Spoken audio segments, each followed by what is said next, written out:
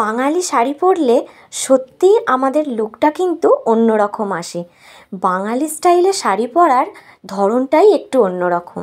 বাঙালি স্টাইলে শাড়ি পরার অনেক রকম নিয়ম আছে। তার মধ্যে আজকে তোমাদের সাথে একটু সাবেকি ধরনের নিয়মটা শেয়ার করব। আজকে তোমাদের সাথে যে বাঙালি স্টাইলের শাড়ি পরাটা আমি শেয়ার করব, এটা একটু সাবেকি বলছি কেন, ছোট্ট থেকে দেখেছি বিয়ে থা বাড়িতে মা কাকিমাদের বা কোনো মেয়েদের এইভাবে শাড়ি পরতে।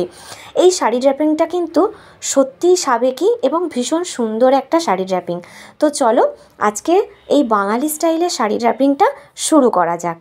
হ্যালো বন্ধুরা, welcome back to my channel. আমি স্মৃতি চলে এসেছি আজকে একটা নতুন শাড়ি ড্র্যাপিংয়ের ভিডিও নিয়ে।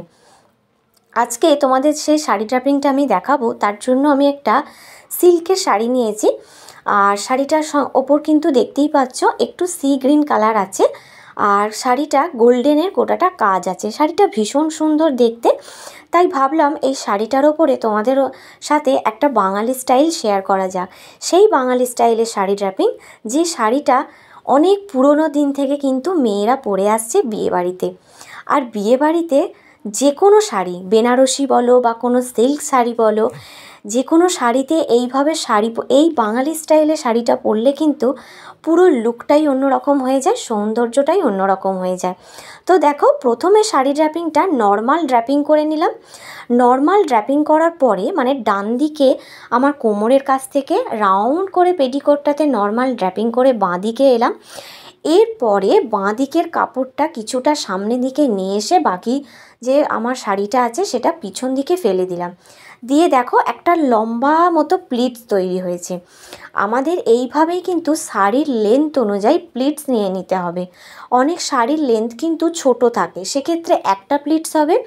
যদি শাড়ির লেন্থটা একটু বড় থাকে সেক্ষেত্রে এখানে 2 কি 3টে প্লিটস তোমরা নিতে পারো। প্লিটসগুলো একটু চওড়া চওড়া হবে। চওড়া চওড়া করে প্লিটসটা নিলে কিন্তু শাড়ির যে লেন্থটা সেটা কমে যাবে। আর এই শাড়ি ড্র্যাপিংয়ে কিন্তু প্লিটস দেখা যায় না, আমরা যে প্লিটসগুলো করে কুচি করি সেগুলো কিন্তু দেখা যাবে না। তো এখানে দেখো আমি 2টো প্লিটস করেছিলাম, আর প্লিটসটা ঠিক ড্র্যাপিং করবে একদম বডিটাকে স্ট্রেট রেখে আমাদের পেটের নাভির মাঝখানটা মাপ নিয়ে আমাদের যে কুচিটা আছে, যে কুচির বড় বড় 2টো প্লিটস আছে সেটাকে ড্র্যাপিং করে নিতে হবে। এবং বাকি যে কাপড়টা দেখতে পাচ্ছ পিছন দিকে কোমরের কাছ পর্যন্ত ড্র্যাপিং করেছি। এই শাড়ি পরাটার কিন্তু কোনো কুচি হয় না, এই দুটোই আমি প্লিটস বানিয়েছি বড় বড়, এটাই আমার কুচি। এই কুচিটা কিন্তু ঢেকে যাবে। এরপরে কোমরের পিছন দিকে যে কাপড়টা ড্র্যাপিং করেছিলাম সেখান থেকে কাপড়টা সামনের দিকে নিয়ে চলে এলে নিচের দিকে দেখতেই পাচ্ছ একটা কোণ আছে। এই কোণটাকেই কিন্তু সামনের দিকে আমাদের নিয়ে আসতে হবে, নিয়ে এসে প্লিটস দুটো ঢাকা দিয়ে নিতে হবে। সেটার জন্য করার জন্য আমি এখানে প্রথমে আঁচলটাকে রেডি করে নেব। এবং আঁচলটা রেডি করার জন্য খুব ছোট ছোট পাতলা পাতলা করে আমি প্লিটস নিচ্ছি। বেশি চওড়া প্লিটস করলে কিন্তু দেখতে ভালো লাগে না। এখানে তোমাদের বলি, চেহারা অনুযায়ী কিন্তু প্লিটস করতে হয়। যাদের চেহারা অনেকটা ভারী হয় সেক্ষেত্রে তোমরা যদি অনেকটা চওড়া প্লিটস করো দেখতে ভালো লাগবে না, একটু মিডিয়াম সাইজের প্লিটস করতে হয়। আর যাদের চেহারা একটু রোগা আছে, যেমন আমার চেহারাটা একটু স্লিম আছে, তো এক্ষেত্রে একদম ছোট ছোট পাতলা পাতলা প্লিটস করলে কিন্তু একটু প্রফেশনালি দেখতে লাগে শাড়ির র্যাপিংটা।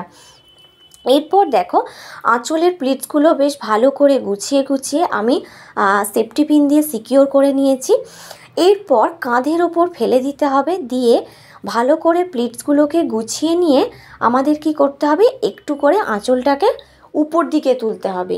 আমাদের আঁচলটা ততক্ষণ উপর দিকে তুলতে হবে যতক্ষণ না আঁচলের যে সামনের দিকে বড় যে প্লিটসটা আছে সেই প্লিটসের কিন্তু নিচের দিকে একটা কোণ আছে, সেই কোণটা যতক্ষণ না আমাদের সামনের দিকে আসছে, এসে যে 2টো বড় বড় প্লিটস বানিয়ে যে কুঁচি দুটো করেছি সেই কুঁচি দুটো যতক্ষণ না আমার ঢেকে যাচ্ছে ততক্ষণ কিন্তু আমাদের আঁচলগুলো দেখো এইভাবে প্লিটসগুলোকে গুছিয়ে নিয়ে আমাকে কাঁধের উপর দিকে তুলতে হবে।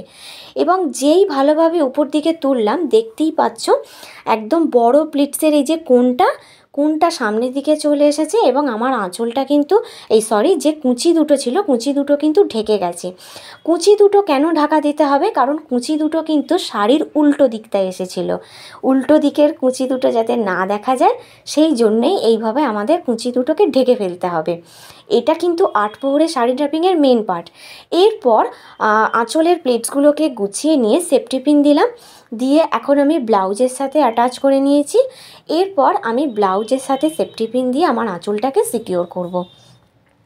যখন বেনারসি শাড়ি বা অনেক ভারী শাড়ি হবে সেই ক্ষেত্রে প্রথমে আঁচলের প্লিটসগুলোকে একসাথে ধরে একটা সেফটি পিন দিয়ে সিকিওর করবে। এরপর সেই প্লিটসের একদম নিচের দিকে 2 থেকে 3টে প্লিটসকে একসাথে ধরে নিয়ে ব্লাউজের সাথে অ্যাটাচ করবে, তবে কিন্তু আমাদের আঁচলের যে সেফটি পিন দিয়ে যে সিকিওর করছে এটা খুব ইজি হবে।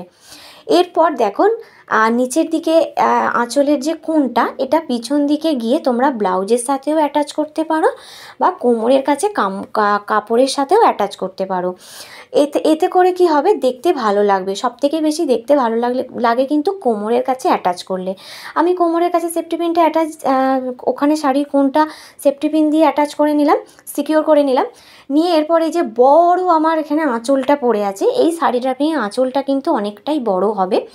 যদি তোমাদের মনে হয় যে হ্যাঁ আঁচলটা বড্ড বেশি বড় হয়ে গেছে, মাটিতে লুটিয়ে পড়েছে, মাটিতে ঠেকছে, হাঁটা চলায় অসুবিধে হচ্ছে, সেক্ষেত্রে তোমরা কিন্তু প্রথম দিকে যে কুচিটা করেছিলে সেখানে আরও একটা প্লিটস এক্সট্রা বাড়িয়ে নিতে পারো, তাহলে আঁচলটা ছোট হয়ে যাবে। এরপর আঁচলটা ঘুরিয়ে সামনে দিকে নিয়ে নেব এবং আঁচলের যে উপরের দিকে সেফটি পিনটা সেটা খুলে নিয়ে আঁচলের একটা কোণকে এইভাবে উপরের দিকের কোণটাকে ধরে নিয়ে ছোট ছোট করে প্লিটসগুলোকে নিয়ে গুছিয়ে নিয়ে মাঝখানে একটা সেফটি পিন দিয়ে নিচ্ছি। ঠিক যে জায়গাটায় আমি সেফটি পিনটা দিয়েছি এই আঁচলটাকে কিন্তু আমি আমার বাঁ দিকের কাঁধে ফেললাম, ডান দিকের কাঁধে ফেললাম, মানে দুদিকের কাঁধেই কিন্তু দুটো আঁচল যাচ্ছে। এবং এই আঁচলটা যেখানটা আমি সেফটি পিনটা দিয়েছিলাম সেটা আমি আমার কাঁধের কাছে রাখছি। রাখার পরে দেখতেই পাচ্ছ আঁচলের কোণটা এই যে পিছন দিকে নেমেছে, এটাকে কি করব, আমি ব্লাউজের সাথে একটা সেফটি পিন দিয়ে সিকিওর করে নেব। যত শাড়ি ড্র্যাপিংয়ের সময় যত সেফটি পিন দিয়ে তুমি সুন্দর করে সিকিওর করবে তত তোমার শাড়ি ড্র্যাপিংয়ের ফ্যাশনটা কিন্তু সুন্দর হবে, প্রফেশনালি দেখতে লাগবে। ব্যাস এটুকু করে নিলেই একটা বাঙালি শাড়ি ড্র্যাপিং কিন্তু খুব ইজিভাবেই হয়ে যাবে। দেখতেই পাচ্ছ শাড়ি ড্র্যাপিংটা আমার পুরো কমপ্লিট হয়ে গেছে। এই শাড়ি ড্র্যাপিংটাতে কিন্তু কোমর বন্ধনী না পরলেও চলবে, বা তোমরা যদি পরতে চাও পরতে পারো, তাতে আরও দেখতে ভালো লাগবে, কিন্তু আমি এখানে দিলাম না কারণ আমার এমনিতেই ভালো লাগছিল। তো দেখো শাড়ি ড্র্যাপিংটা পুরোটা কমপ্লিট হতে কিন্তু আরও বেশি ভালো লাগছে। তো আজকের এই বাঙালি শাড়ি ড্র্যাপিংটা তোমাদের কেমন লাগলো অবশ্যই আমাকে কমেন্ট করে জানিও। আর আমার চ্যানেলে যারা নতুন আসছো তারা চ্যানেলটা সাবস্ক্রাইব করে নিও আমার এই ধরনের ফ্যাশন ভিডিও আর ব্লগ ভিডিও দেখার জন্য। আর হ্যাঁ, সাবস্ক্রাইব বাটনের পাশে যে বেল বাটনটা থাকে সেটা অবশ্যই ক্লিক করে দেবে, নোটিফিকেশানটা অল করে দেবে, যাতে করে আমি যখনই ভিডিও আপলোড করব সবাই প্রথমে তোমরাই ভিডিও নোটিফিকেশানটা পেয়ে যাবে। তো চলো আজকের মতো এটুকুই, আবার নতুন ভিডিও নিয়ে তোমাদের সাথে দেখা করব। ততক্ষণের জন্য সবাই ভালো থাকো, সুস্থ থাকো, আর আমার এই ভিডিওটা কেমন হয়েছে অবশ্যই সবাই একটু কমেন্ট করে জানিও। আজকের মতো টাটা।